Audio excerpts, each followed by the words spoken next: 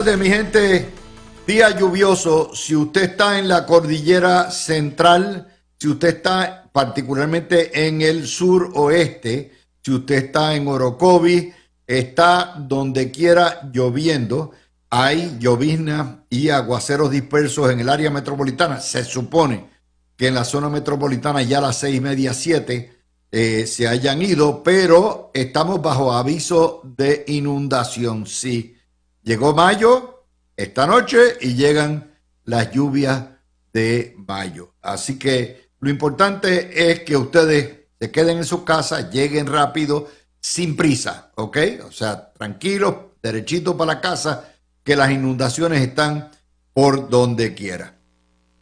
Vamos a comenzar dándoles a ustedes lo que es el estado de situación de Puerto Rico en este momento. Nos tienen chupando bobo. Nos tienen entretenidos.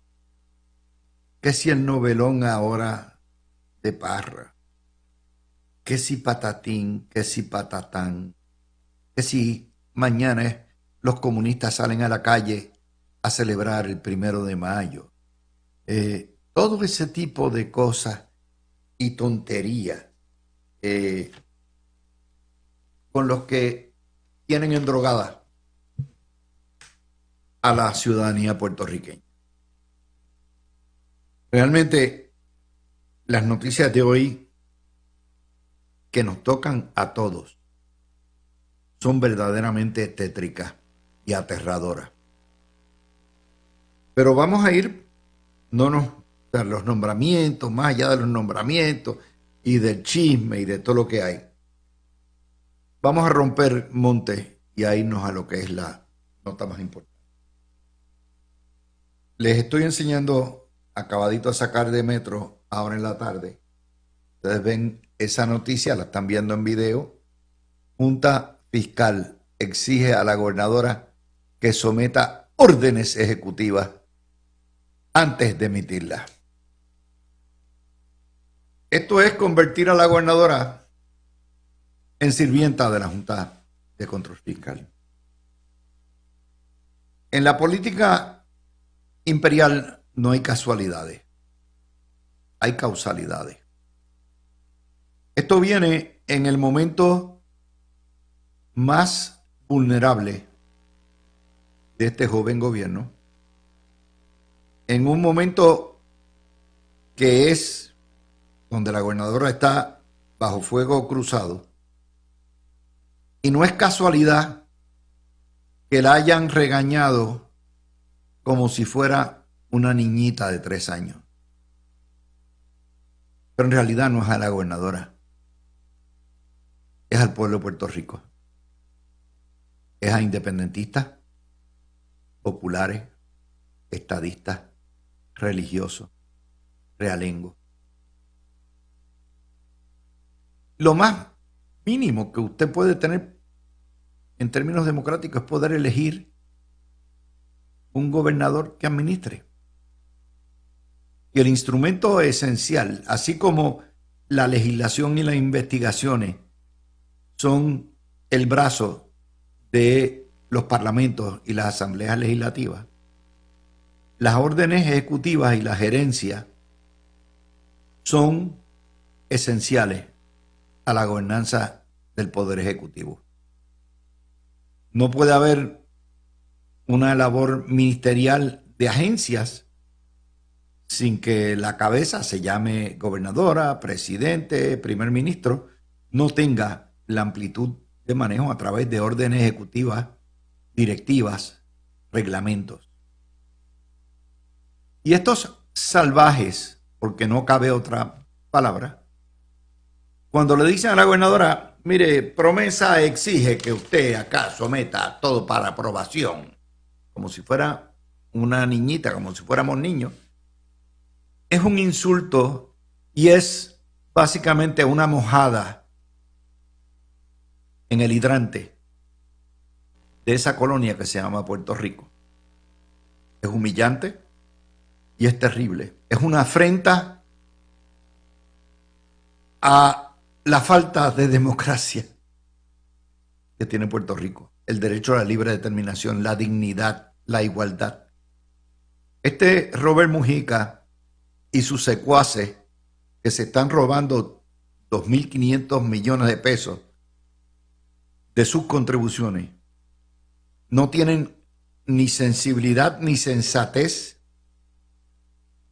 y lo hacen en un momento donde todos los indicadores son que vamos a pasar por otro desastre no natural que se llama las secuelas de las políticas económicas de Donald Trump. Pero hay más. Esto no es casualidad. Esto viene de órdenes de arriba. Y viene de órdenes de arriba porque la Junta de Control Fiscal, esto es una nota de Metro esta mañana, urgió un plan para reducir, para que nos liberemos. La palabra que usó es liberarnos de fondos federales que son o ascienden a cerca de 16.000 millones para el gobierno de Puerto Rico, 43%, y las transferencias directas que se dan. La palabra no fue hacernos más autosuficientes, la palabra fue liberarnos de los fondos federales, lo que quiere decir que hay una agenda para llevar a Puerto Rico a la independencia o al cuasi colonialismo de una república asociada. Está escrito en la pared y ustedes piensan que no. No, que va, ellos lo que están es metiendo en regla a los políticos, que se lo jodan todo. No. Mi trabajo es advertirle lo que estas cosas significan. Estas cosas no se dan en el vacío. Se dan así. Y en ese sentido, nada más, ustedes dicen, ¿y a mí qué me importa que reduzcan los fondos federales? Bueno, de los 13.000 millones de dólares que recauda Hacienda de nuestros bolsillos, para que ustedes tengan una idea, hay otros 15.400 millones de dólares que proveen los federales para mantener nuestro gobierno. Y el Departamento de Educación nada más recibe el 46%, la mitad de los fondos federales, 2.300 millones. El plan vital o el plan, la tarjeta Rosselló, ACES, es 95% paga con fondos federales. Ahora imagínense si nos liberáramos de esos fondos federales. La palabra liberación significa la independencia de esos fondos federales. Y de dónde tela si la araña no teje, pues está ahí. ¿Se fijaron por qué no tenemos tiempo para empezar esto con las boberías de rifirrafe y chiquimangue y toda esa cosa de los nombramientos y todo eso? Porque los que los están clavando a todos, azules, rojos y verdes, les van pasando, los mantienen entretenidos con el circo que hay todos los días. De manera que cuando la Junta de Control Fiscal le exige a la gobernadora someter para aprobación previa todas las órdenes ejecutivas bajo amenaza de declarárselas todas inválidas, estamos ante una dictadura. Ante una dictadura que nos tiene de rehenes, ¿por dónde? Por los fondos federales, por nuestra subsistencia. Y independientemente que promesa lo diga o no, es hora. Esa manifestación de mañana debe ser de todo el pueblo de Puerto Rico, pero como los independentistas son así, no convocan a una acción unitaria con el gobierno y todo lo demás, pues estamos, porque está todo el mundo entretenido en los jueguitos coloniales. Y así nos tienen. Esto nos lleva también a otra de las notas que tenemos que examinar. La economía nacional, después de crecimiento durante 3 años, pero el último año, año a año, 2.4% positivo, en los primeros 100 días de Trump se contrajo 0.03%. Ese es el efecto de las guerras arancelarias, que independientemente si son buenas o malas, obviamente nos metió ya en terreno y de aguas movedizas. Eso nos trae a la otra noticia, que es mi amigo Paco Pepe Rodríguez y su firma Building Capital, que es una de las mejores firmas de estudios econométricos, evalúa los 100 días de Trump. Y nos dice, mire, aquí ha predominado el caos, las políticas han sido erráticas completamente de la Manga Productions, y en un momento como este, y lo hemos seguido para ustedes, el pueblo que votó por Trump ya empezó a perder la fe en Trump. 41% de nuestros conciudadanos temen por el futuro económico y las finanzas personales de cada uno de ellos. 2 de cada 3 están convencidos de que la economía ha empeorado debido a las políticas de Trump. Y no hay una luz al final del túnel. Hoy Trump lleva 2 días celebrando los 100 días y lo grande que es y todo lo que hay. Pero nos dice Paco Pepe y Building Capital que esto ha producido lo siguiente, aparte de la contracción económica, la creación de una enorme inestabilidad en los mercados globales y la desconfianza en los Estados Unidos, incluyendo Puerto Rico, como un salvoconducto o como una tierra donde están seguros las inversiones y prosperan los negocios. Ha producido la pérdida de 7 billones de dólares en valores del mercado, el colapso de la confianza del consumidor, una volatilidad enorme donde los empresarios no saben cómo planificar porque no pueden, la planificación requiere proyecciones de costos y gastos, y como no hay idea de dónde está, qué es lo que va a pasar con los aranceles y qué cantidad va a ser, no hay manera, está todo estancado en ese contexto. Y todos los días cambian las reglas. También lo que ha sido la utilización del Departamento de Justicia y el FBI, como lo hizo Biden, para efectos politiqueros, el reto continuo al ordenamiento de derecho y a las órdenes de los tribunales, una baja de 33% en el Producto Bruto Doméstico durante el primer cuarto, un crecimiento de 2% en la deuda nacional trillonaria, una baja de 7% en lo que son los intereses del Tesoro, una división política aún dentro del propio Partido Republicano, una expectativa enorme de que viene una recesión y lo que ha sido la ruptura de las relaciones de alianza histórica con nuestros socios de Canadá y México, la Unión Europea, etcétera. Lo que está anticipando Building Capital son años difíciles. Esencialmente porque hay 2 golpes inmediatos. Primero, los recortes, no solamente de Doge, sino los recortes de programa. La Junta de Control Fiscal anticipa recortes de programa este año de $1.100 millones, que sería más o menos el equivalente del 8% del presupuesto de lo que es el erario del Fondo General. Y eso son palabras mayores. Eso quiere decir que hay que recortar, hay que amarrarse.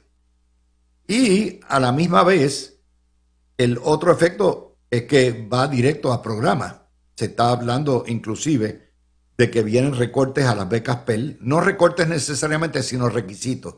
Se acabó el vacilón de que con 12 créditos y usted le tomaba 6 años terminar su carrera, usted chupaba las becas Pell y el resto compraba el carrito o hacía lo que le da la gana. Se van a requerir 15 créditos por semestre, por lo tanto, vienen restricciones. Y vienen restricciones también a los préstamos estudiantiles. Y recuerden que en Puerto Rico hay cerca de 300,000 estudiantes universitarios o en instituciones de educación superior que dependen de esos préstamos y esas becas. O sea, vienen recortes a trocha y mocha en salud, en educación, en transportación, en vivienda. Y lo otro que viene, ¿ok?, es la otra manera que nos van a desbaratar, es que los aranceles van a aumentar los precios brutalmente. Ya ustedes lo están viendo. Los que compran por internet, los que hay, usted va al supermercado toda la semana o todos los días, va a ver cómo está. Y no le eche la culpa al supermercado necesariamente, porque si al supermercado todos los días le suben los precios, los distribuidores, y a los distribuidores los productores o los que importan le suben los precios, pues ya usted sabe lo que va a pasar. Usted es el pagano. Y ese, de hecho, hoy hay una nota que sale, déjeme ver dónde fue que estuvo esa nota, pero tiene que ver con el precio del café. Y es el precio del café, el café extranjero. La libra se duplicó en menos de 8 semanas. Colombia, Brasil, Vietnam, Indonesia. Y usted dirá, pero ¿y el café puertorriqueño? Bueno, el café puertorriqueño no lo pueden utilizar, primero porque no tenemos ni estamos preparados para aumentar enormemente la capacidad, y segundo porque el costo de mano de obra hace que el café puertorriqueño sea prohibitivo. Por eso lo mezclan con café que viene de República Dominicana o café que viene de Costa Rica. Pero ese aumento del café, que hasta ahora ha estado en 10%, pero que obviamente ha disparado los precios, porque es un 10% que se sigue multiplicando en la línea de distribución, el café nada más es un ejemplo. Es un ejemplo de lo que ustedes van a ver. Y eso va a tener un efecto, de acuerdo a Building Capital, enorme en una isla quebrada.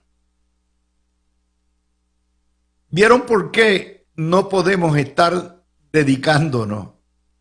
Yo les pongo estas noticias, esta primera media hora, porque les doy a ustedes lo que es la noticia ignorada por los chismógrafos y la chismografía diaria y la farfullería diaria. Y les trato de explicar, no para asustarlos, sino para prepararlos. Es decir, mira, esta noticia que está surgiendo te puede afectar, y te puede afectar de esta manera. Y obviamente el peor robo que puede haber es el de la democracia. Y en Puerto Rico nunca ha habido mucha democracia, pero la poquita que quedaba nos la robó Promesa y la Junta de Control Fiscal. Y el otro robo es el robo de la verdad. Y en Puerto Rico se roban la verdad todos los días porque tenemos la prensa más corrupta del universo, que nos roba la verdad, nos oculta la verdad, nos desinforma y obviamente hace la vida mucho más difícil. Mucho más difícil. El desmadre de los aranceles, estaba reportando Fox News hoy, esta mañana, que ha causado que una merma de 35% en los furgones, o lo que llegan, los furgones que llegan de China a todos los puertos de la costa oeste, empezando por Los Ángeles, Long Beach, todo lo que tiene que ver con Seattle, todo eso también. Y eso implica despidos masivos de estibadores, de distribuidores, de furgoneros, de camioneros. Todo eso va a venir. Y esta contracción es nada más el principio de lo que habrán de ser por lo menos 3 trimestres más, si no 2 años bien duros en términos económicos. Y el tercer factor es los recortes que vienen para los programas de reconstrucción. Puerto Rico está no a medio hacer, sino no se ha desembolsado ni el 15 o el 20% de reconstrucción. Y si Mr. Trump empieza a cortar a trocha y mocha, ahí también nos pinchamos, particularmente la red eléctrica. Por eso es que es tan ofensivo, tan denigrante, que en un momento como esta venga la dictadura a darle las orejas a la gobernadora y a decir que le van a dar pan si no somete las órdenes ejecutivas.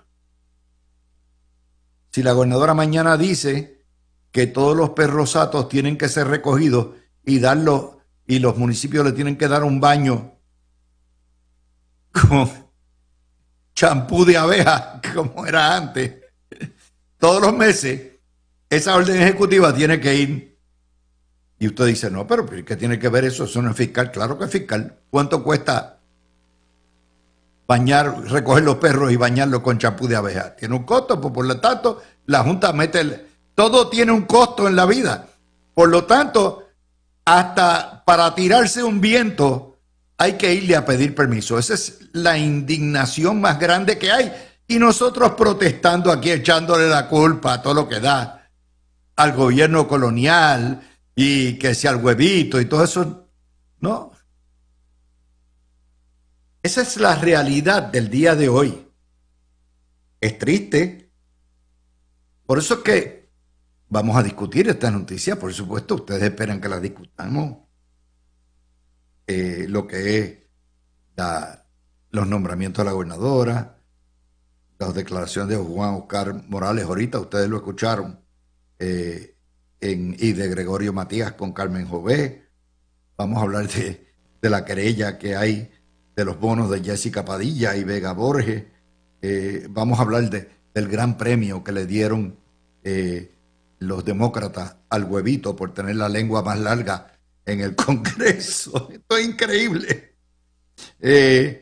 Y todo esto viene en camino para discutir con ustedes. Así que vamos a hacer la pausa. Si vieron, estamos estrenando. Nuestro productor Héctor Ramos ha puesto, vieron, atrás, ya por lo menos, ya después de 4 años soy gente, estoy en Noti1 con mi pantallita y todo eso. Así que vamos a la pausa y veremos. Ironía, y esto lo vamos a discutir ahorita, que nos estén enseñando la puerta, que nos estén dirigiendo hacia la independencia, que nos han robado toda la democracia. Y toda la campaña fue de que teníamos que votar por el PNP para que esto no ocurriera con los independentistas. Bueno, pues ya ustedes ven cómo vamos. Ahora, vamos a las cosas mundanas de la vida. Y las cosas mundanas de la vida nos traen a el último dramón. Ahora le toca a Janet Parra. Ayer le dimos en detalle y le adelantamos a ustedes muchas de las noticias que son hoy. Que si Janet Parra mandó a un oficial de la escolta para espiar, que si ha maltratado, todo esto, estas cosas no se dan en el vacío. Esto tiene, o sea, cuando Juan Oscar Morales tiene mano libre para hacer esto, es porque obviamente tiene la autorización del presidente del Senado de llevar esto hasta las últimas consecuencias y de llevar la investigación hasta las últimas consecuencias. Eso pues se interpreta, son las funciones del Senado, funciones legítimas, pero en Puerto Rico la gobernadora lo interpretó como un novelón, un dramón, todo este tipo de cosas que va ocurriendo. La gobernadora también nombró un nuevo designado a PRITS, Javier Rodríguez Vega, y a Osvaldo Soto a dirigir telecomunicaciones. La prensa le sacó que lo habían colgado 2 veces como contralor primero y posteriormente para la Junta de Telecomunicaciones. Sepan lo siguiente, Osvaldo Soto fue parte integral de la estrategia comunicativa de la campaña del PNP, no solamente de Jennifer González en el año 24, y además de eso, es ya miembro de la Junta de Directores aprobado por el Senado, o sea, confirmado. Así que los que estén esperando que haya ahí otro tortazo más, no van a llegar. La cuestión es que, obviamente, enos aquí, 1 de mayo, mañana, y todavía estamos, el gobierno está enfrascado en lo que yo nunca había visto, tanto problema con los nombramientos. Así que empiezo con nuestro veterano, que fue legislador, que conoce la intríngulis, José Garriga Picó, y que estaba esperando para que nos dijera, si no un insight, qué es lo que se está cocinando. Buenas tardes, Luis. Un placer estar contigo como todos los miércoles, igualmente aquí con Mario Ramos y con Gregorio Igartúa Arbona. Luis, yo creo que está un poquito triste, tienes que levantarte el ánimo, tienes que, porque yo creo que estás demasiado, te sientes muy oprimido. Mi depresión, me das el tratamiento psiquiátrico a las 6:30 cuando toquemos el tema. Mira, vamos a coger los temas criollos que sí, estamos aquí empezando el mes de mayo mañana y dicen que la lluvia de abril se cabe en un barril y la de mayo se la bebe un caballo. Aquí eso obviamente no aplica, eso será en España que dicen eso, porque aquí la cosa está mojadita. Y está mojado, ¿verdad? La cuestión de los nombramientos. Ciertamente hay un dramón tremendo con la cuestión de los nombramientos. Creo que todo el mundo está sorprendido, ¿verdad?, de que tuvimos todo el proceso de Verónica Ferraioli en las semanas pasadas. Pensábamos que eso iba a llegar a ser el final ya de todo lo que se había encontrado, que no se iban a aprobar un nombramiento, y ahora surge que la candidata Janet Parra también está sujeta a unas acusaciones, a unos comentarios, ¿verdad?, de cosas que supuestamente han ocurrido. Yo no puedo comentar sobre los hechos como tantas otras personas han dicho, porque por el momento lo único que sabemos son los comentarios que se han dado. Pero sí podemos comentar de la situación política que se está dando a raíz de esos comentarios. Y sería bien difícil para el gobierno de Puerto Rico, para el Partido Nuevo Progresista y para todo el pueblo de Puerto Rico que también se derrotara la candidatura, no se aprobara la candidatura de Janet Parra, porque entonces ya tenemos la secretaria de Estado no está, la secretaria de Justicia no está, son las dos personas que están en la línea de sucesión después de la gobernadora. Y todavía no tenemos un nuevo nombramiento para el secretaria de Estado. Yo creo que la gobernadora y el presidente del Senado tienen que ponerse de acuerdo y llevar a cabo un proceso para resolver esta cuestión de los nombramientos de la manera más expedita posible. Yo sé que obviamente tiene que haber unas investigaciones que no se las pueden sacar del bolsillo sencillamente, pero sí tiene que haber un movimiento debidamente con la voluntad de resolver este problema, que haya los nombramientos, que las personas ocupen los puestos en propiedad y que el gobierno de Puerto Rico esté completo y que el pueblo de Puerto Rico pueda sentir de que está trabajando para su beneficio. Gregorio, no sabemos qué se cocina, pero lo que se cocina pues se sabrá totalmente en las vistas de la comisión total, que me imagino estarán para la semana que viene. Pues mira, Luis, muy buenas tardes a ti, al público que nos escucha, a los compañeros que están aquí en el estudio. De primera instancia, mira, Luis, es evidente que desde el principio de este proceso, los dos nombramientos que principalmente se discutió la posibilidad de que fueran controversiales, por lo menos desde el punto de vista del Senado, fueron precisamente el de la secretaria de Estado y el de la secretaria de Justicia. En ese sentido, pues dicen que en guerra avisada no muere gente, pero la realidad es que Aquí van dos. Aquí van probablemente dos, lo que demuestra entonces que ha habido una falta de comunicación adecuada en el proceso y quizás ha habido un conflicto de poder que se ha extendido más de lo que debió haberse extendido, porque la realidad es que todos los días, todas las veces que hay nombramientos, todo el mundo tiene sus preferencias y en ese proceso la negociación es evidente, ¿verdad? Y todo el mundo tiene que ceder un poco, porque aquí, vamos a ser sinceros, podemos irnos al tecnicismo, pero cada cual tiene unas facultades inherentes al proceso de nombramiento.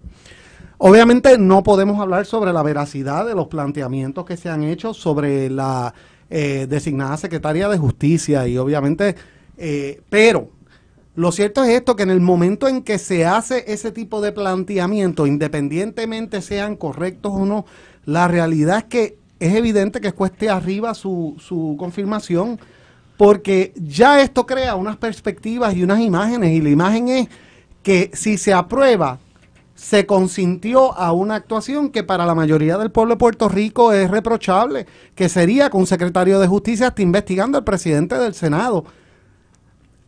Así que ya esto trascendió el momento donde necesitamos prueba para probar la veracidad de los hechos, sino que el hecho de que se esté discutiendo públicamente es nocivo para todas las partes, y concurro con Garriga en que ya es momento de que las partes se den cuenta que los dos sí tienen un poder, pero que es necesario ejercerlo conjuntamente y no cada cual independientemente, porque el daño que se le está haciendo a la administración, o que se está haciendo a la administración, como lo querramos plantear, y que se está haciendo el partido prospectivamente, es uno serio ya en esta etapa, que trasciende lo que habíamos hablado en programas anteriores, que era la dinámica normal que hay entre las cámaras y la gobernación.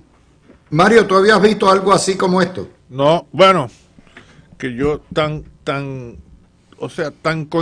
que muchos hechos coincidieran en un periodo corto de tiempo, no.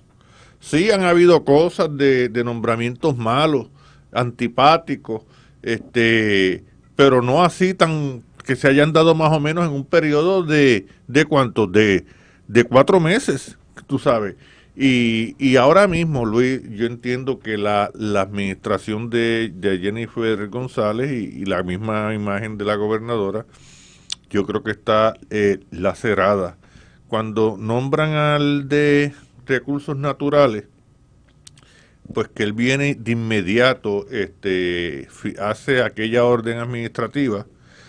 A él lo que lo salvó es que él lució muy bien ante el pleno del Senado, ¿verdad? En la vista aquella.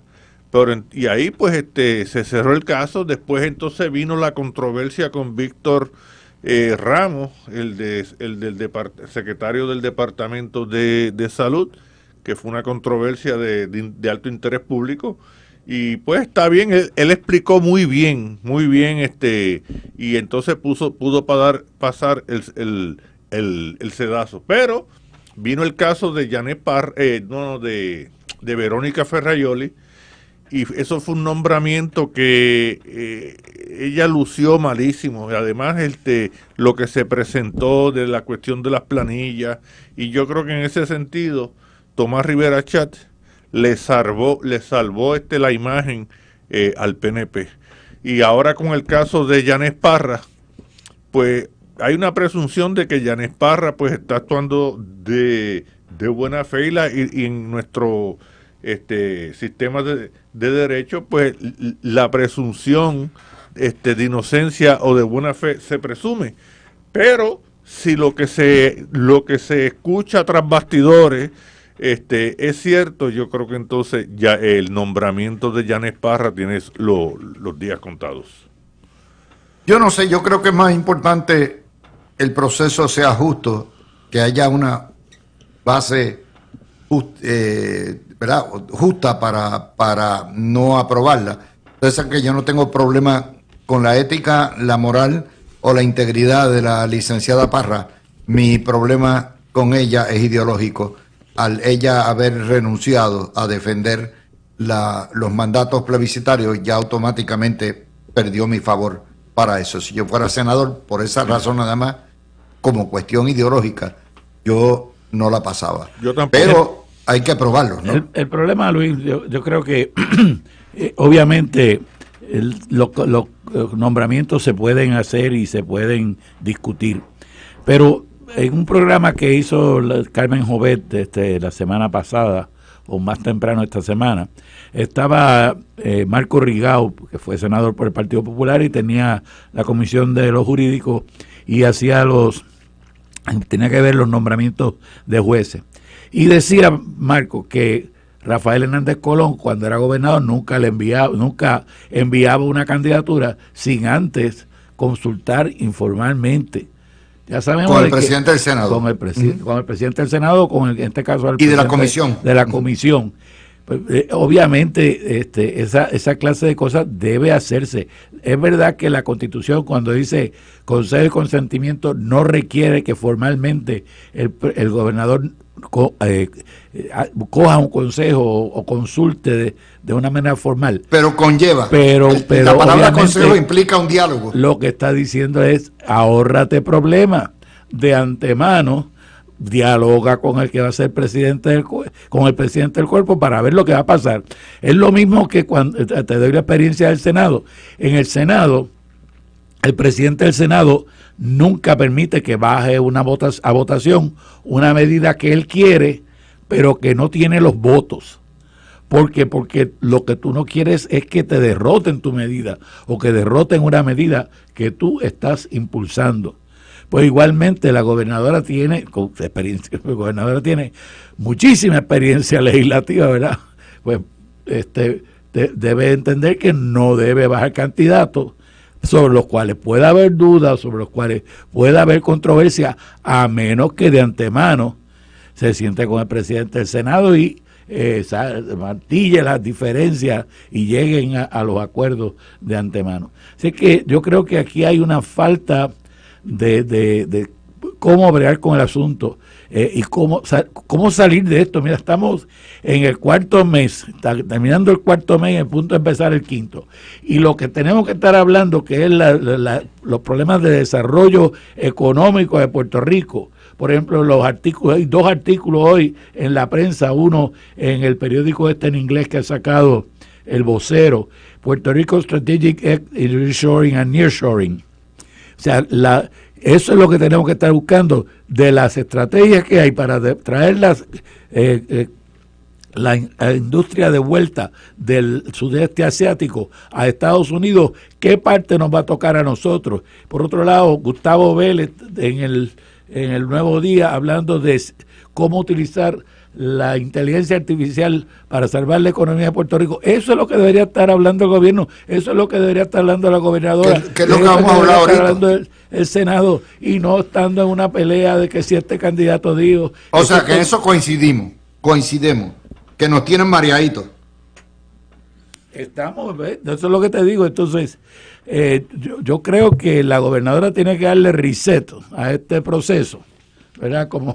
Y después de darle reset, vamos a empezar de nuevo y vamos a nombrar aquí las personas y ponernos a trabajar en las cosas que van a crear empleo, que van a aumentar los sueldos de las personas, que van a protegernos de las cosas que puedan ocurrirnos de afuera. Yo les digo, esto yo lo he visto muchas veces, pero nunca con la secuencia, como dice Mario, con la cantidad de problemas que ha habido con los nombramientos los primeros 4 meses.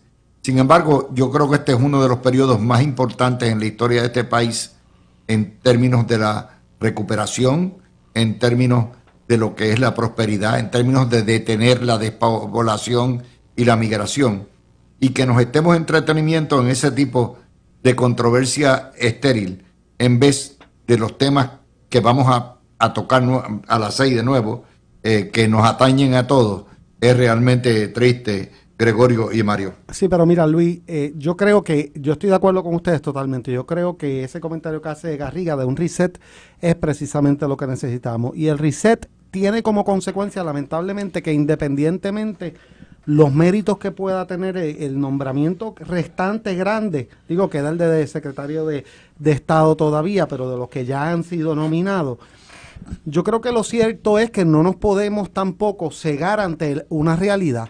En el momento en que las partes argumentan públicamente que la nominada envió una persona a carpetear al presidente del Senado en sus gestiones, yo creo que independientemente de sus cualidades, y yo no tengo ninguna postura, tendría la misma postura tuya, Luis, ideológica, evidentemente, porque yo sí creo que esa es la política pública de Puerto Rico y que no había necesidad que la Secretaría de Justicia designada se expresara de esa manera.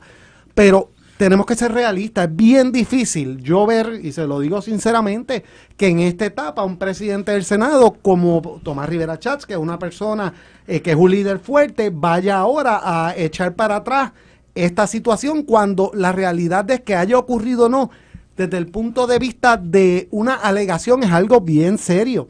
Y entonces yo creo que es momento que todos se den cuenta que esto nos está afectando a todos, que está afectando la capacidad de entrar a los temas importantes y que lamentablemente, aun cuando haya ciertas injusticias para ciertas personas en el proceso, lo cual es regrettable, como se dice en inglés, y que uno no quisiera que pasara, la realidad es que es difícil pensar que el nombramiento puede moverse adelante bajo las circunstancias actuales. Y en reconocimiento de eso, yo creo que es necesario que se reúnan, que lleguen unos acuerdos como corresponde y que trascendamos este momento. No que la gobernadora nombre a las personas que Tomás Rivera Chats o el Senado quiera, sino que haya unos entendidos con un proceso expedito prospectivamente para que salgamos de esto y puedan ejercer sus posiciones, pero también es injusto tener una persona 4 o 5 meses Mario. en una posición así. Lo que pasa es, tú tienes razón, Gregorio, lo que pasa es que al salir esto a la luz pública, pues más las dudas, las reservas que tiene el senador Juan Oscar Morales, que es un senador serio, pues esto crea una suspicacia y crea en la gente una reserva sobre este nombramiento. Por eso es que esto debe investigarse. Tengo entendido que el 4 de abril se le envió del Senado a la gobernadora un informe sobre esto. Y yo te lo digo, hay ciertas reservas, si esto no se aclara, pues esto va a seguir la controversia pública y eso a quien le hace daño es a la gobernadora. Pero si se aclara, pues miran, entonces la aprobación es expedita. Mientras no se aclare, también muchos senadores seguirán teniendo reservas sobre este nombramiento, que la controversia, como dije y reitero, a quien le hace daño es a la gobernadora. Bueno, voy a hacer la pausa. Son las 5:54. Sigue lloviendo copiosamente sobre Guánica, sobre el área central, sur, oeste. Así que, y poco a poco se deben ir las lluvias, por lo menos en el norte, por esta noche. Ya mañana miraremos. Vamos a regresar con la Junta de Control Fiscal y más temas del día de hoy.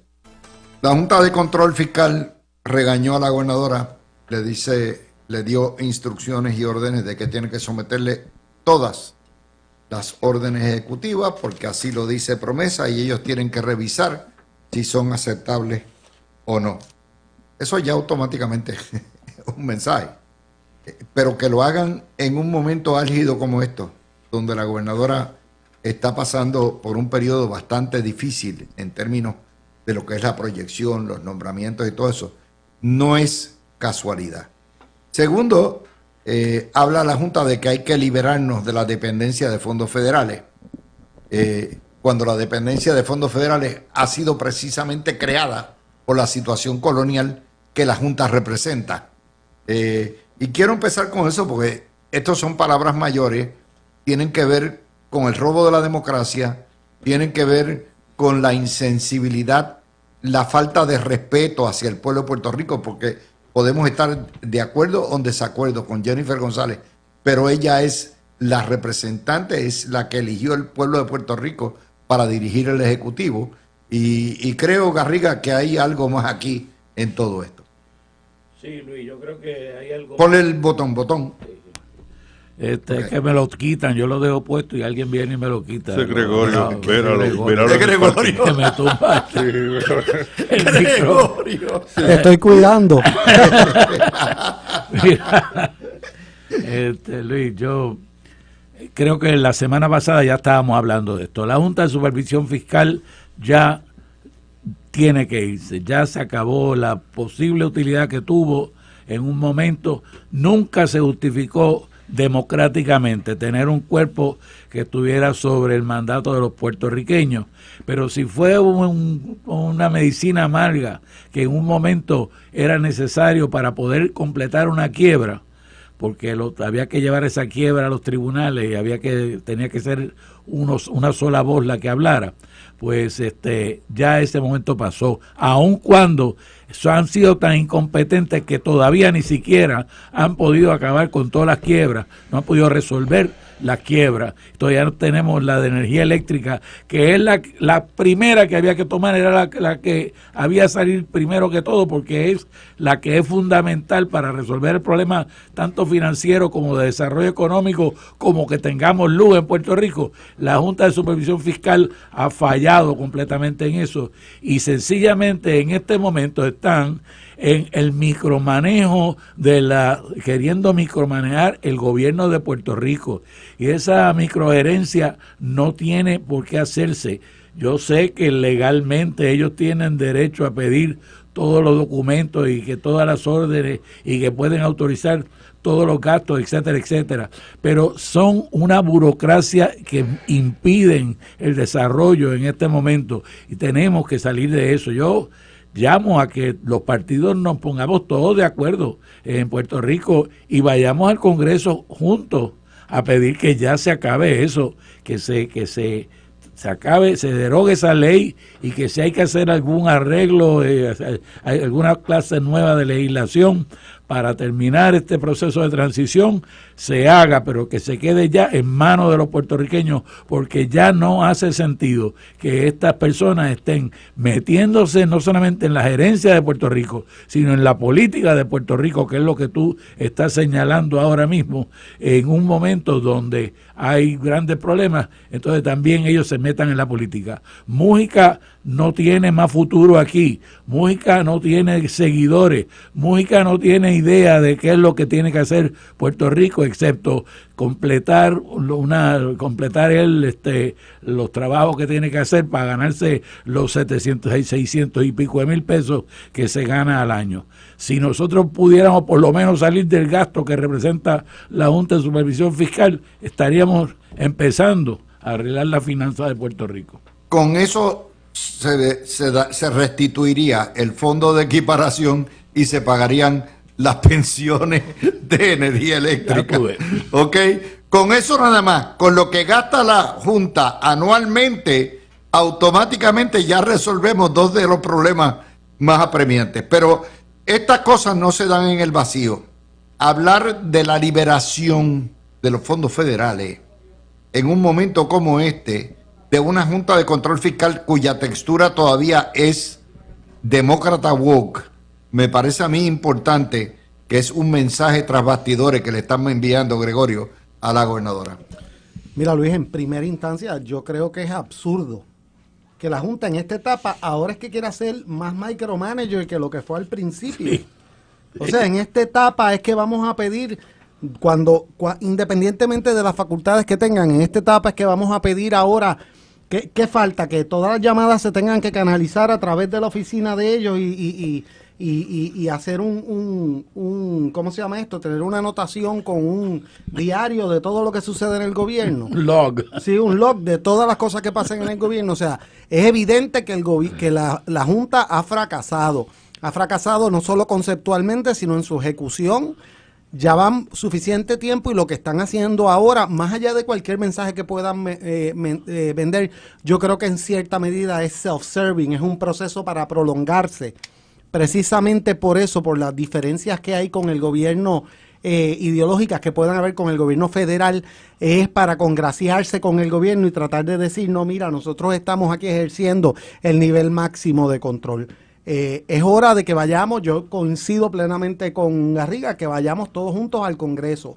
Es hora de revocar este proceso. Si queda algún proceso específico que ya esté en proceso y haya que dejárselo a ellos por cuestiones pragmáticas, que se hagan. Pero yo creo que pretender en esta etapa cortarle las alas al gobierno acabado de elegir, que viene con una serie de ideas y viene con el respaldo del pueblo de Puerto Rico, es una falta de respeto encima de la que ya hubo a la democracia, y la tenemos que resistir, porque de lo contrario estaríamos cayendo en lo que hemos criticado toda la vida de los colonialistas, de que están dispuestos por dinero a aceptar que el gobierno federal le imponga las normas y que no participemos nosotros de las decisiones que tenemos que tomar. Y eso yo lo tengo que repudiar a priori. Mario, esto, yo no sé tú, yo me siento agredido, ofendido como puertorriqueño. La Junta en realidad es indigna.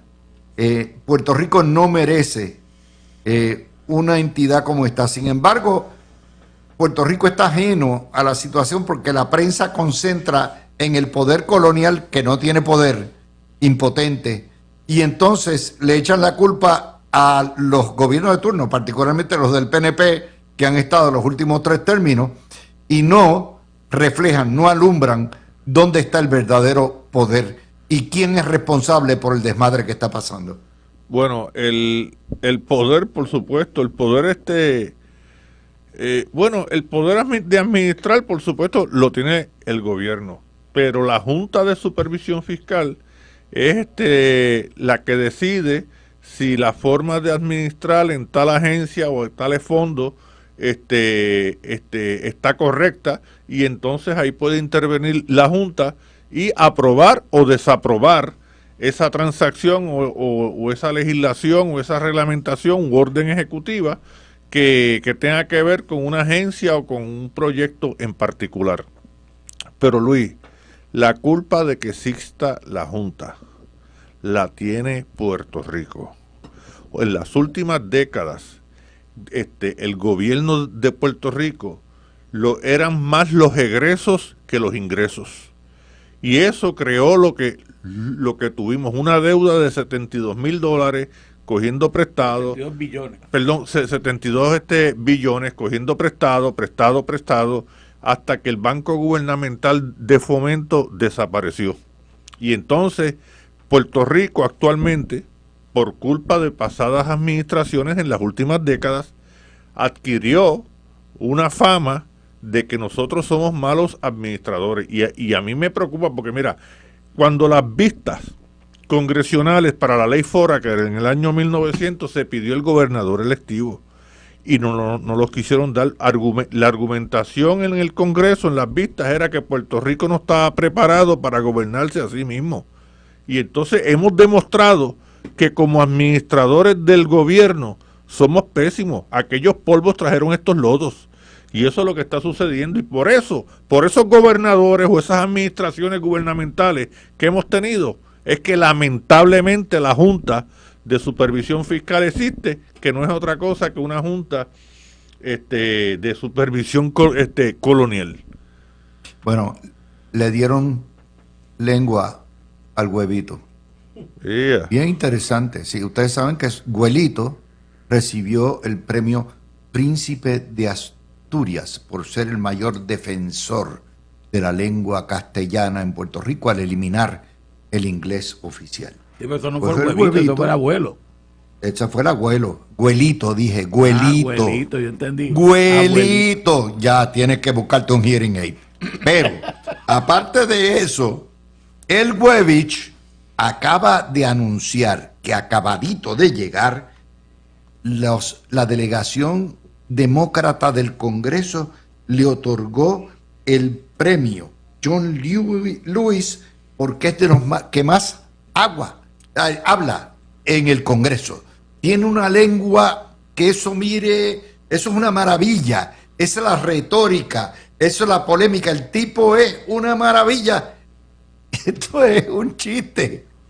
Sabrá Dios a quién compraron para el premio.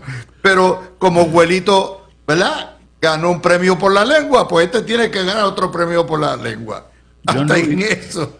John Lewis es un político demócrata de Estados Unidos que ciertamente tiene mucho respeto porque fue de las personas que participó junto con Martin Luther King en los movimientos de derechos civiles. Y imagínate, se tiene que estar arrastrando en la tumba al entregarle a un colonialista como este. Pasó momentos bien difíciles de persecución por la policía, con caballos, cuando los encerraron en el puente aquel.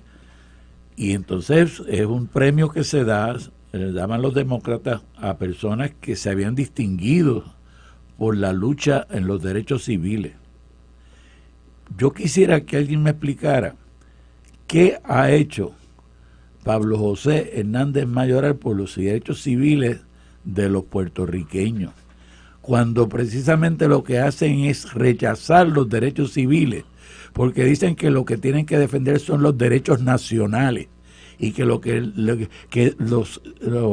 Congreso se equivoca cuando le da derechos civiles a los puertorriqueños, porque lo que tenemos que reclamar es la independencia, que es el derecho nacional, que dicen así mismo que los derechos civiles nos llevan a la estadidad. Y este señor no cree en la estadidad, ni en los derechos civiles, ni en la igualdad, ni en ninguna de esas cosas.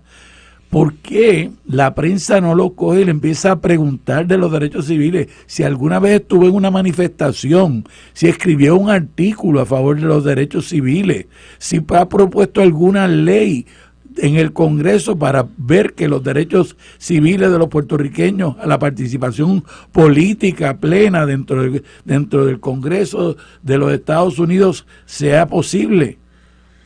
¿Por qué? ¿Dónde está la prensa de Puerto Rico para cuestionar los y eso te demuestra los chavaos que están los demócratas? O sea, si le han dado un premio de la lengua al huevito, no tienen salvación los demócratas en el Congreso. Para que tú veas cómo el colonialismo también lo afecta. Porque en la Cámara es un premio, pero aparentemente en el Senado, si hubiera podido estar en el Senado, sería un filibustero de 4 pares. Y lo tendrían hablando la noche entera y parando legislación. Mira, yo te digo, sencillamente todos sabemos que este tipo de premio en esta etapa, yo no tengo reservas, sin entrar en personalismo, hay una realidad. Si tú eres una persona que lo que lleva es 3 meses en un puesto, le das ese premio, todos sabemos lo que hay detrás de esto, que hay una movida política para tratar de resaltar la figura, porque es que es imposible que ni él mismo se crea que a los 3 meses él se merecía ese premio. Sí, pero recuerda que se sigue la tradición de cuando Barack Obama salió presidente, antes de entrar en la presidencia, el premio Nobel, le dieron un premio Nobel de la Paz sin haber hecho absolutamente nada. Es una costumbre de los demócratas, ¿entiendes? Claro. Y lamentablemente eso es una de las cosas que los demócratas, y me consta porque lo he discutido con muchos amigos demócratas en los estados que no entienden bien la dinámica de Puerto Rico, que no entienden que el gran conflicto que ellos tienen con los puertorriqueños en muchos aspectos es que tienen una visión distorsionada de la isla y de lo que quieren los ciudadanos americanos de Puerto Rico, y han querido implementar lo que hemos hablado en el programa anteriormente, que es la visión que tienen 2 o 3 Nidia Velázquez, AOC, esas personas que tienen un interés por realzar a unas personas en particular o unas ideas que no comparte el pueblo de Puerto Rico. Eso es todo lo que ha pasado, y por eso ese problema lo van a seguir teniendo prospectivamente en votos, no un candidato, sino a nivel ideológico, porque la mayoría de las personas que salen de la isla en esta etapa reconocen esa discrepancia que hay y le es insalvable. Y eso es lo que tenemos. A los 3 meses tenemos que reconocer, y el PNP también se tiene que dar cuenta de esto, que hay un intento concertado de un sector político en los estados de resaltar esta figura y de promover que esta figura ascienda. Y entonces preguntarse por qué. Y yo ofrezco el consejo aquel de la película All the President's Men, follow the money. Busca ver quién es que dio dinero para que le dieran este premio a Pablo José Hernández Mayoral. Te aseguro que son las compañías que quieren restablecer en Puerto Rico La el 936. paraíso fiscal. Que lo llevamos diciendo cuántos años en este programa, porque en Puerto Rico la gente se cree que la 936 murió, pero en la mente de estas personas sigue todavía. Y yo creo que Luis, en el único sitio que se habló hace, yo te diría, 2, 3 años, de que la agenda era revivir, de Pablo José era revivir la 936, Fue fue aquí. aquí. Ahora, Participamos. Luis, el premio que le han dado a Pablo José, pues un premio que tiene un significado por la persona que representa, que es John Lewis. Pero ¿quién es John Lewis? Ya José Garriga dijo unas cosas sobre John Lewis y yo quiero decir otra. John Lewis era uno de los principales discípulos de Martin Luther King. John Lewis estuvo en la marcha aquella de Selma, que salió del puente aquel, cogió palos de los policías blancos racistas del sur y ellos llevaron un discurso coherente y la palabra principal de ese discurso era la palabra igualdad. Igualdad en derecho, igualdad racial. Esa igualdad, con ese discurso de igualdad, los negros, los líderes negros, como Abercrombie, estaba Martin Luther King, John Lewis, que era un muchachito en ese entonces. Jesse Jackson. Jesse Jackson, lograron que se aprobara en el Congreso la ley de derechos civiles. Estaba Andy Young después fue alcalde de Atlanta. Primero lograron la ley de derechos civiles y después lograron la ley de igualdad en el derecho electoral. Porque cuando un blanco iba a una alcaldía en el sur, en los estados en los pueblos de los estados del sur, a inscribirse, rapidito se inscribía. Cuando iba un negro, le hacían 20,000 preguntas. Hubo casos que le decían, dime el nombre y apellido de todos los jueces que hay en este estado. Pues no lo podían contestar. Y entonces se hizo ese movimiento, y porque se hacía eso para evitar que los negros votaran, porque en ese entonces eran los demócratas los que dominaban los estados del sur. Lo que es absurdo es que le den un premio con un hombre que representó la lucha por la igualdad. Exacto. Y la realización de los derechos civiles a un tipo colonialista que no cree en la igualdad, que no creen los mandatos democráticos plebiscitarios. Esas son las locuras que se dan y que no entre los creen los demócratas. derechos civiles, Luis, los derechos civiles de los Exactamente. puertorriqueños como ciudadanos americanos, el derecho a que se nos trate con igualdad en el seguro social suplementario, el derecho a que se nos trate con igualdad en Medicaid, el derecho a que se nos trate con igualdad al momento de tantos otros programas que se recortan para Puerto Rico, y no solamente programas que tengan que ver con dinero, el derecho a tener una representación plena en igualdad con el resto de los estados, en el Congreso de Estados Unidos, el derecho civil que tenemos a votar por el presidente. Eso él no lo defiende, pero le dan un premio de derechos civiles. Pero mira, yo creo que es importante yo creo que Garriga ahí dio en el punto que tenemos que estar alerta a lo que está pasando. Y lo que está pasando aquí es que este movimiento, que aquí, si bien lo pudimos adelantar, yo creo que la mayoría de la gente lo toma como si fuera miedo, pero era algo que verdaderamente hemos escuchado en los pasillos del Congreso y en otros foros. La realidad es que hay un movimiento para tratar de revivir esto, y el Partido Nuevo Progresista se tiene que dar cuenta que lo que hay, porque es distinto a lo que mucha gente se cree, la 936 es la mordida más indigna contra la democracia que ha habido en la historia. Porque parte de la premisa de vender los derechos de los puertorriqueños a tener un gobierno digno, representativo y el disfrute completo de sus derechos humanos bajo la premisa de un beneficio económico. ¿Y qué es eso si no es vender nosotros nuestra integridad y nuestros derechos? Así que hay que plantearlo dentro de ese contexto, y es importante que nosotros, los estadistas, nos demos cuenta que este movimiento no es un mero chisme, ni es un mero chiste, sino que está concertado, que hay un grupo grande de personas que interesan que Puerto Rico se convierta en un paraíso fiscal nuevamente, con todos los beneficios para un sector limitado, y que están dispuestos, y que ya lo están demostrando, a promover a ciertas personas en contra de los intereses y los deseos y las aspiraciones de los puertorriqueños. Y eso El que no lo tome en serio, pues entonces no tome en serio el ideal, ni tome en serio, ni se respeta a sí mismo tampoco. Aquí la noticia detrás de la noticia es cómo la prensa se deja coger de tonteja y nos vende este tipo de comunicado de prensa sin preguntar, sin hacer. ¿Cuántas horas ha estado? ¿Qué tema trascendental nacional ha tocado el huevito?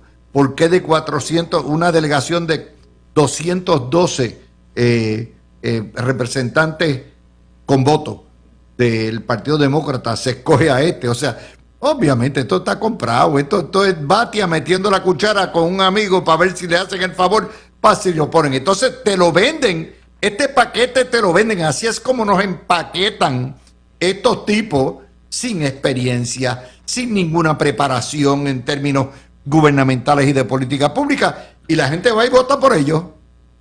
Esa es la historia, detrás de la historia. Y nadie toca el tema. Definitivamente ese es el punto. Sabemos de que esas cosas se dan, sabemos que esa comprar premios, comprar nombramientos se dan dentro del Congreso, desgraciadamente. Se reconoce en la literatura de la ciencia política constantemente. Entonces, decir que a esta persona que no tiene una trayectoria clara, de que haya publicado, por ejemplo, artículos en revistas jurídicas como abogado en defensa de los derechos civiles, que haya estado en Puerto Rico dentro de la Comisión de Derechos Civiles o trabajando con la Comisión de Derechos Civiles para lograr que se defiendan los derechos civiles de los puertorriqueños en Puerto Rico, que haya hecho actividades de levantar fondos para programas de enseñarle a los niños sobre los derechos civiles. Toda esa clase de cosas que hacen los líderes que de verdad creen y quieren promover los derechos civiles. Él no ha hecho nada de eso. Sencillamente llegó al Congreso y se puso a dar unos discursitos allí. Y a base de eso, movieron por detrás con alguien, lo convencieron, le amansaron la mano y sencillamente el premio que tiene ahora por los derechos civiles. Mira, Gregorio. Sí. No, adelante. Ok, Adelante. Luis, John Lewis, que en el Congreso en la década del 90 se hizo muy amigo de Carlos Romero Barceló. Eso es. Y Carlos Romero Barceló una vez le pidió reunirse con todo el caucus negro. John Lewis reunió todo el caucus negro porque don Carlos Romero Barceló quería hablarle sobre la figura de José Celso Barbosa. Y ellos quedaron encantados con todo y admirados con todo lo que dijo don Carlos Romero Barceló sobre Barbosa. Pero John Lewis, por varias décadas, fue una institución en el Congreso. Él es el padre del Museo de Afroamericano que está en Washington. Y él es el padre de mucha legislación referente a defender los derechos de las minorías. Ese es John Lewis. John Lewis creía en la igualdad en toda su dimensión, en todo el significado de la palabra igualdad. Y entonces, ¿y qué es igualdad? Igualdad es que la ciudadanía mía tenga los mismos derechos que la ciudadanía de mi hija que vive en Orlando. ¿Por qué mi hija cuando en las elecciones ella puede salir de su casa y votar por el presidente de los Estados Unidos y ella me llama, papi, aquí estoy haciendo fila que voy a votar por el presidente? Ay, mamita, te envidio, porque yo estoy en Puerto Rico y no puedo hacer eso. Pues eso es una desigualdad que John Lewis la combatió, Luis. John Lewis con Martin Luther King, Abercrombie y otros más que hemos mencionado aquí, combatieron la desigualdad, como dije ahorita, lograron la ley de derechos civiles y lograron la ley de derechos electorales. Brevemente, Dime, Gregorio. sé que nos tenemos que ir. Yo creo que nos tenemos que dar cuenta de algo. En las elecciones pasadas adelantamos, antes de que se empezara a ver ese efecto en Puerto Rico, cómo los diásporos y el Partido Independentista estaba presagiando lo que iba a ser la campaña y los movimientos en las próximas elecciones. Yo creo que es importante que sepamos desde ahora que este es el presagio de lo que viene en las próximas elecciones y de los discursos y los temas que vamos a trabajar en las próximas elecciones. Bueno, ya Juan Dalmau dijo que va a aspirar, así que vamos a tener Webich, Dalmau y Jennifer González. Bueno. Pero las 9:36 van a ser parte de la discusión de las próximas elecciones, Luis. Y eso es importante que nos... Yo no tengo la menor duda. No tengo la menor duda.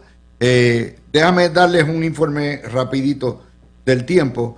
Ya tal como le habíamos anticipado, ya para las 6:30 ya se había disipado prácticamente la lluvia en el área metropolitana y ahora mismo queda fuertes aguaceros en el sur todavía, en Ponce, mayormente Juanadía. Sepan que ahí todavía, si usted viene del trabajo y va para Ponce, va a coger bastante. Y tormenteras ya hay al sur de Arecibo, Barceloneta y Florida. Ahí está también, hay fuertes aguaceros. Así que ya lo saben, yo espero que ya para esta noche pues esté más tranquila la cosa. Vamos a hablar de los 100 días de Trump, el informe de Francisco Rodríguez Castro, Building Capital, sobre lo que nos puede esperar en los próximos meses, sobre las medidas, los recortes y las medidas de la guerra arancelaria. Vamos a hablar también de la contracción de la economía este primer cuarto del año y todo eso. Así que Garriga, has estado esperando. Adelante, dame tratamiento psiquiátrico. Dime que no es cierto. Luis, lo que pasa es que tú le crees mucho a la prensa. A veces en unos momentos te pones rebelde contra la prensa, pero en otros momentos entonces la prensa, le crees todo lo que dice la prensa. Y tiene que ver que hay... Bueno, Building Capital no es prensa y por cierto, Francisco es conservador, ¿ok? Así que bueno. Y bueno, mira, la realidad es que Trump ha hecho una revolución global. Eso es, yo lo he dicho aquí anteriormente, y eso es lo que pasa, ¿verdad? Estamos en medio de una transformación de las estructuras económicas, políticas globales, y sencillamente dentro de eso, pues sí es verdad que va a haber unos momentos donde se crea inestabilidad en unas ciertas áreas, donde se crea mucha ansiedad por parte de muchos grupos, y todo eso lo explota la prensa que está en contra de Trump para convertirlo en la gran tragedia.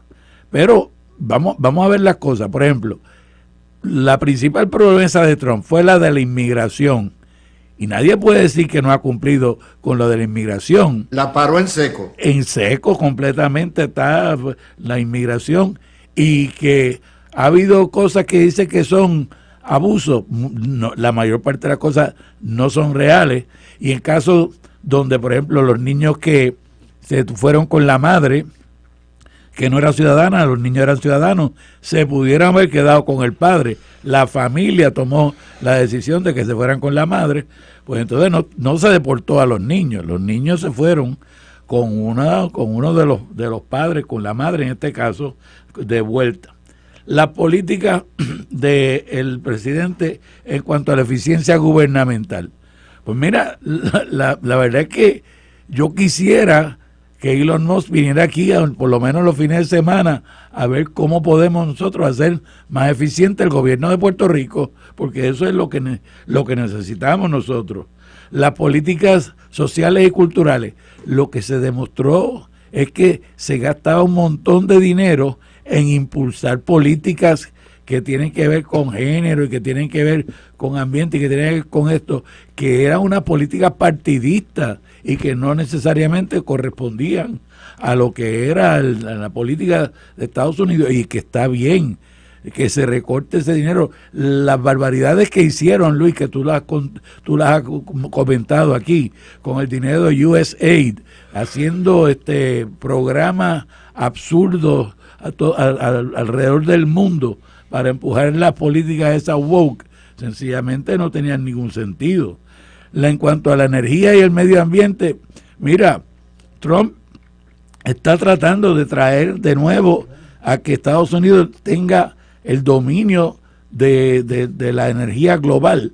Eso nadie puede decir que eso está mal, eso está bien. El precio de la gasolina ha bajado, Estados Unidos está más seguro. En términos de política exterior, Trump es el único en el mundo que está comprometido constantemente con acabar la guerra en el Medio Oriente y la guerra en Ucrania. Putin quiere la guerra, el otro, el de Ucrania, también quiere la guerra, los europeos quieren la guerra, y el único que dice aquí vamos a establecer la paz es Donald Trump. El único que dice vamos a establecer la paz con los iraníes es Donald Trump. El único que dice vamos a establecer la paz en Israel y en la franja de Gaza es Donald Trump. Es el que está buscando. O sea, una cosa es la realidad y otra cosa es que lo que vende la prensa y lo constantemente está trayendo, tratando de verlo de otra manera. Ahora vamos a la economía. Vamos a la economía, que yo sé que ahí es que, obviamente, yo sé que la medida esa del crecimiento económico, pues muy bien puede ser verdad. Yo no la he visto, pero te tomo tu palabra y no tengo por qué dudarlo. Y eso, obviamente, en un momento de cambio económico, donde se están dando todos esos cambios, pues hay personas que están recortando. Pero también tienes que saber que hay ya muchas personas, muchas compañías que se han comprometido en traer de vuelta una serie de fábricas a Estados Unidos y que va a volver a traer la industrialización a Estados Unidos y que eso va a crear empleo, que los obreros, el otro día en Michigan yo vi el rally que hizo Trump en Michigan y los obreros estaban todos con él, los obreros de la industria automovilística estaban todos con Trump, porque ven que va a traer de nuevo una época donde se hagan automóviles en Estados Unidos, se vendan automóviles en Estados Unidos. Entonces, obviamente, la situación que hay no puede perdurar para siempre. ¿Cuándo tú crees que la economía va a repuntar? Bueno, la economía va a repuntar, yo creo que este mismo año, en algún momento, la economía americana va a repuntar durante este mismo año, pero tiene que ser a base de acuerdos particulares que se lleguen. Esos acuerdos no se han llegado con una serie de países, ¿verdad? Con Italia, con Argentina, pero tiene que llegar a más y tiene que establecerse a base de eso lo que podríamos llamar un nuevo orden mundial económico. Dentro de eso, obviamente, vamos a tener unas transformaciones donde puede haber libre comercio entre aquellas naciones que observen las reglas, pero no puede darse de nuevo lo que pasaba en China, que en China no se podían entrar los carros americanos, pero los chinos pretendían meter todos los carros de ellos acá. O no puede pasar lo que hacía China, que recibía las fábricas americanas allá, se llevaban allá los secretos de la producción de lo que fuera, las mercancías que fuera, y entonces los chinos se quedaban con la propiedad de la compañía y con los secretos, y Estados Unidos perdía. Obviamente eso hay que cambiarlo y eso pues lo que está ocurriendo en este momento. ¿Que eso trae disloque económico? Sí, pero de ahí yo estoy seguro que vamos a salir a una situación mucho más sólida de Estados Unidos dentro del comercio internacional y una situación de mucho más comercio verdaderamente justo entre las naciones del mundo. Me has tranquilizado hasta que entren los números del cuarto trimestre. Entonces diré, no quiero decir entonces que se los dije. En ese momento sabremos. Mira, Luis. Bueno, Gregorio.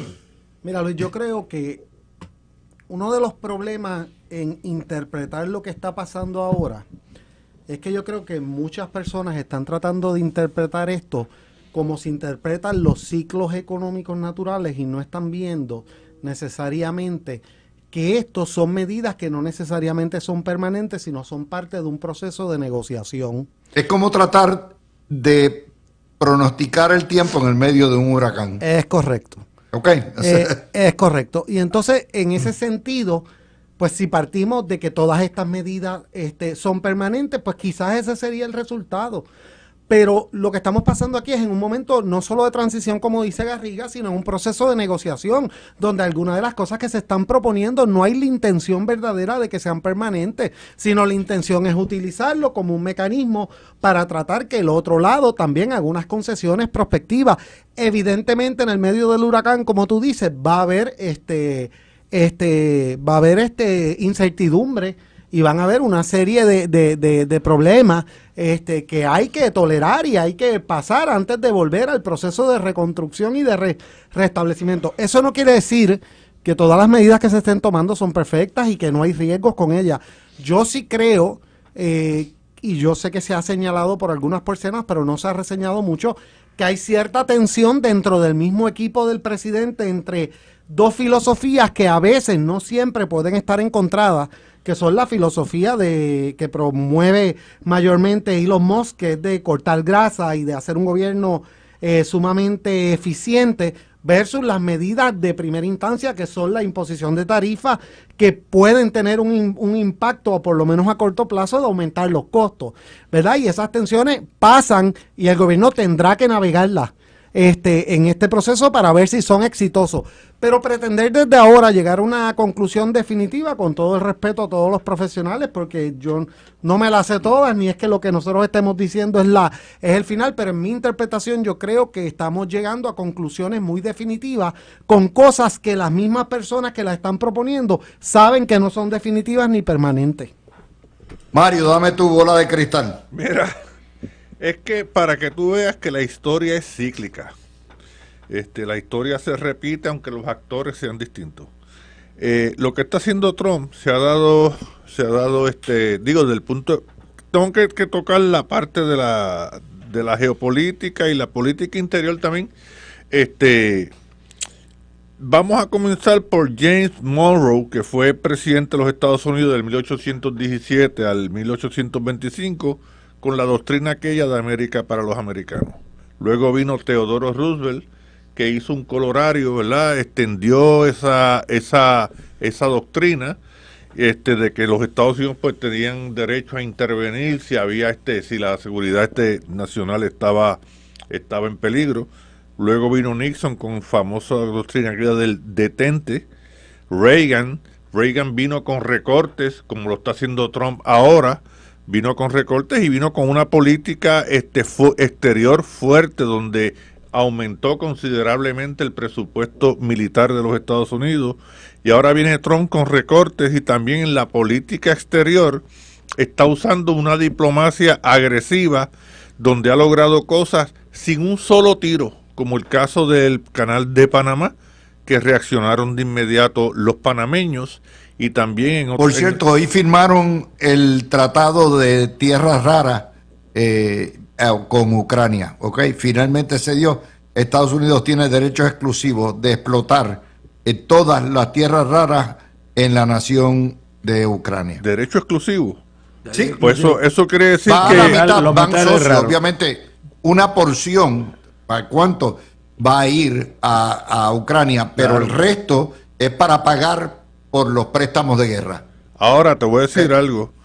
Esos son los efectos secundarios, no, los efectos directos de la conversación que ambos tuvieron en el Vaticano. Claro.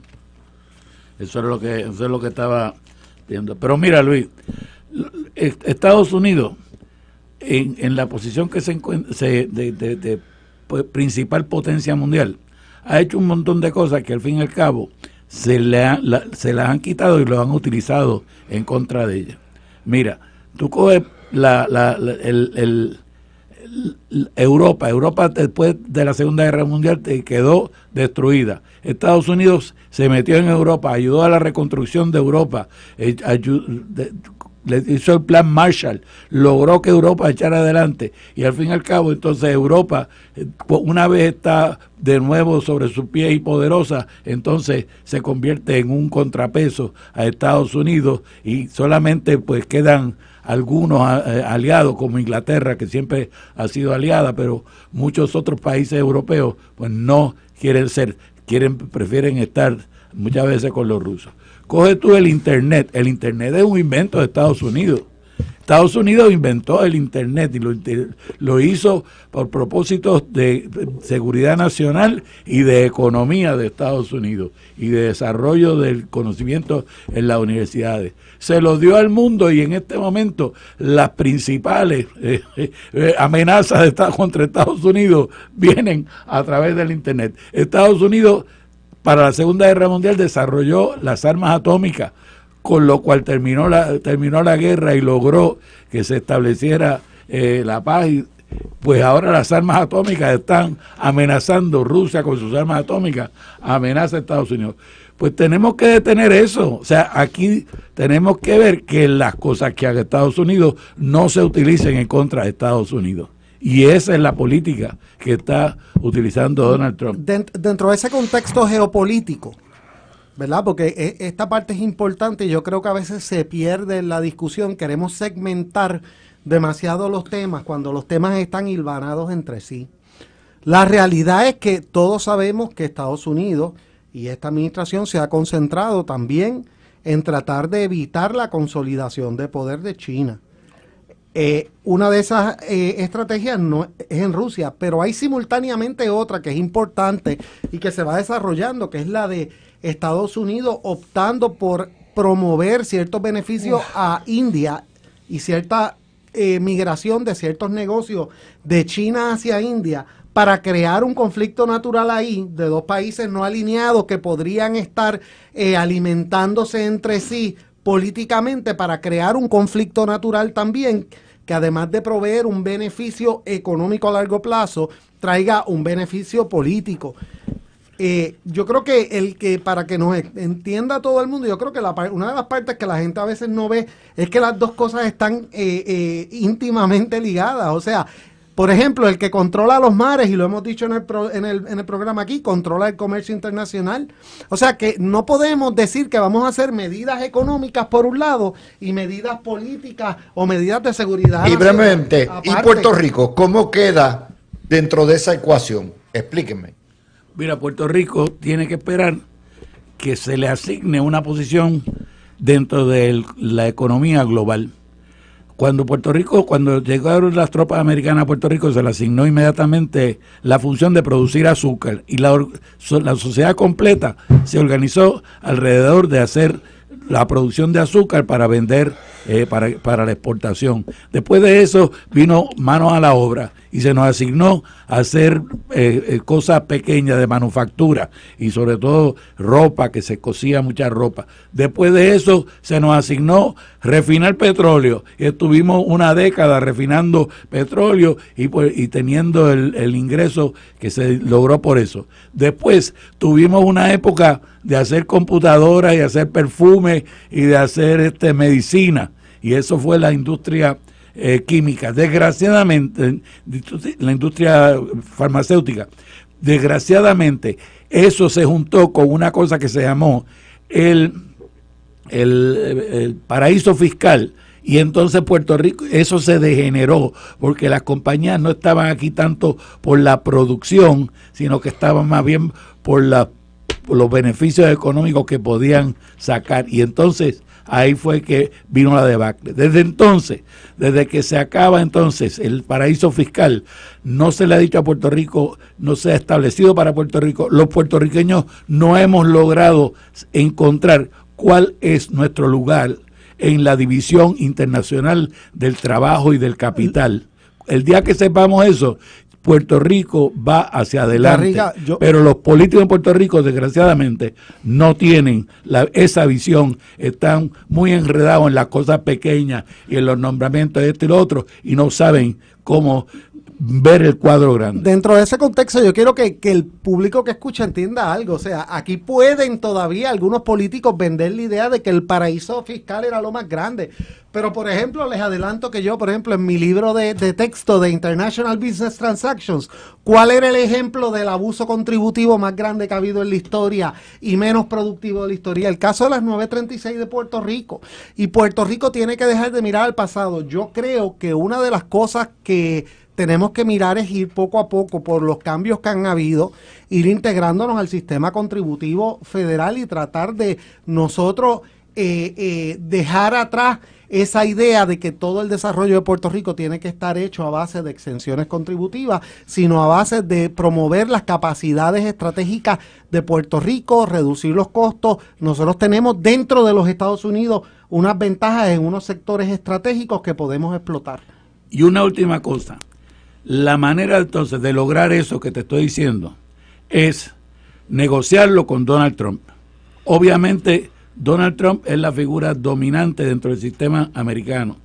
Si alguien tiene la capacidad, y la única que yo conozco que tiene esa capacidad es la gobernadora Jennifer González, de sentarse con Donald Trump y proponerle un plan para que Puerto Rico se convierta, por ejemplo, por decirte cualquier cosa, en un centro para tirar los cohetes de Elon Musk, que Puerto Rico está más cerca del Ecuador, que es lo más que le conviene, o Puerto Rico vuelva a ser un centro de farmacéutica, o ambas cosas, o que Puerto Rico venga a ser un sitio para el desarrollo de computadoras. Voy con Mario porque lo que me queda un minuto.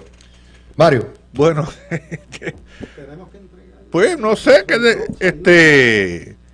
¿qué puedo añadirle? Yo creo que Luis, en el caso de, o sea, lo que se perfila es como hoy salió en el New York Times, igual lo reprodujo el periódico El País en España, de la contracción en estos primeros 4 meses de la economía de los Estados Unidos. Ahora, Trump dijo que venían tiempos difíciles, pero que entonces después iba a haber un repunte de la economía de los Estados Unidos. Sí, lo que pasa es que hay un reloj marcando hacia las elecciones de medio término y ahí es donde está. Bueno, si las cosas no están bien y restablecidas el año que viene. Si el repunte se da antes, vamos a ver, pero por lo menos en las estadísticas laborales que tiró el Departamento del Trabajo a principios de este mes, la creación de empleos ha seguido aumentando y lleva desde el COVID. Y la inflación está todavía en 2.4. O sea, sí. Eso es cierto. Tómate bueno, el tilo, gracias.